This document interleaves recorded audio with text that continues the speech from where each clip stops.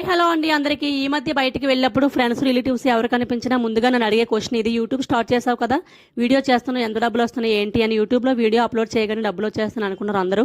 తెలియని విషయం ఏంటంటే వీడియో అప్లోడ్ చేయగానే మనీ అయితే రాదో. ఒక వీడియో వైరల్ అవ్వడం కోసం వేల వీడియో చేయాలి.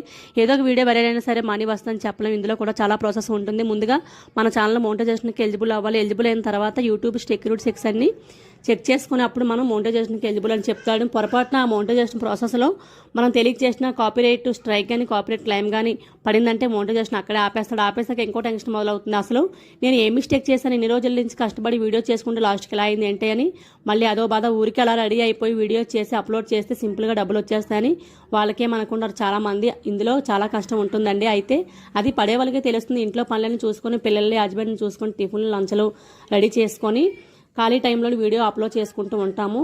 ఏది అంత సింపుల్ కాదు. వీడియో ఎలా ఉందో కామెంట్ చేయండి. నచ్చితే లైక్ వేసుకోండి. బాయ్.